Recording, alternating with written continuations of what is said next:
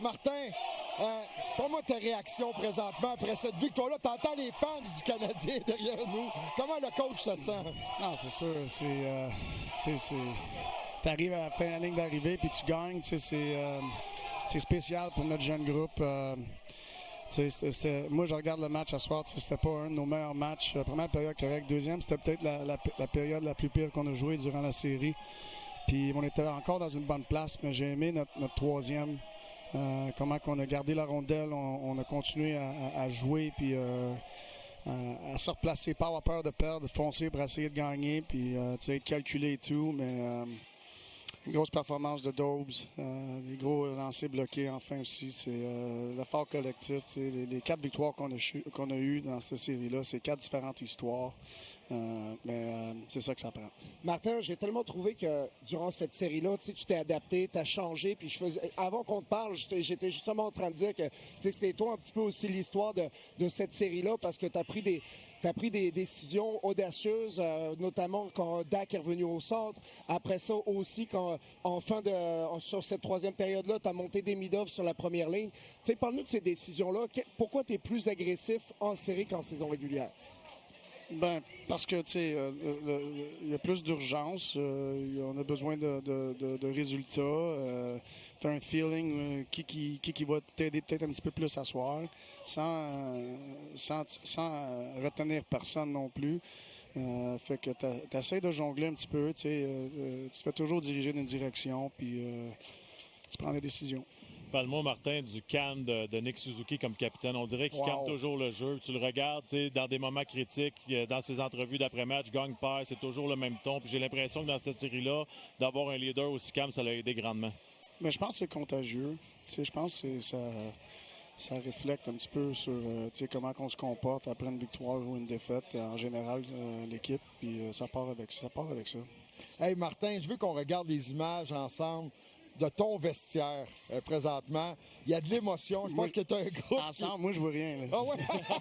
Ben, on va te le décrire. Si je regarde en bas, je vais peut-être le voir. Mais, montre-moi ça. Là. Beaucoup d'émotions dans le vestiaire. Mais là, c'est bon, ça, Martin. Là. La fameuse scène du loup de Wall Street. Cette scène-là. Mais coach, on veut savoir. Là, on te voit célébrer après le match. Moi, je veux savoir, Martin, qu'est-ce qui s'est dit entre la deuxième et la troisième période? Ben, c'est de...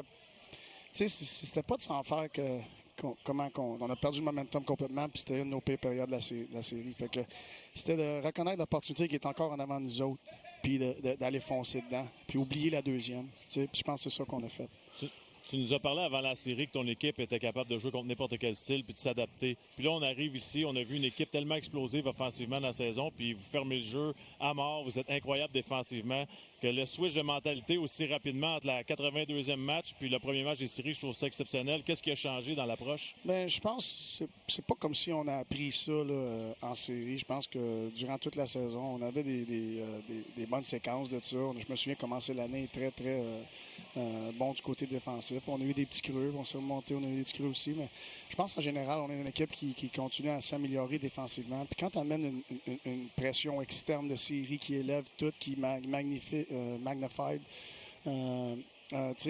l'enjeu, je pense que ça ramène tout le monde beaucoup d'alerte, surtout contre une équipe comme Tampa, puis le player comme Kucherov. Tu sais jamais quand est-ce qu'il va être sur la glace. Il vient souvent.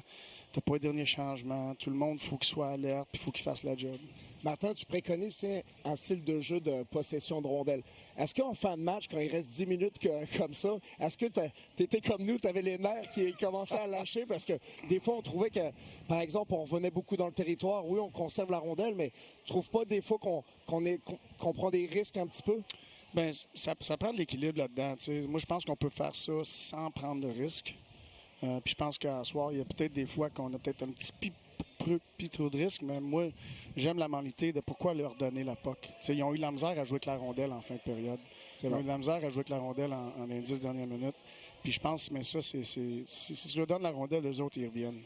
Ouais, c'est sûr. Coach, la série débute mercredi à Buffalo. Nous autres, on va célébrer, tout le Québec va célébrer la victoire du Canadien. Vous autres, est-ce que vous avez le droit à une soirée? Est-ce qu'il y a un couvre-feu ce soir? Ah, je sais pas. Moi, je pense que je vais les laisser s'amuser à soir un petit peu. Là. Demain, on va prendre du repos, là, puis on va se préparer pour Buffalo. Hey, coach, Félicitations, merci Martin. d'avoir pris le temps. Ouais, Good félicitations. Merci Bravo. beaucoup. Merci. On se voit à Buffalo. OK, merci beaucoup. Bye.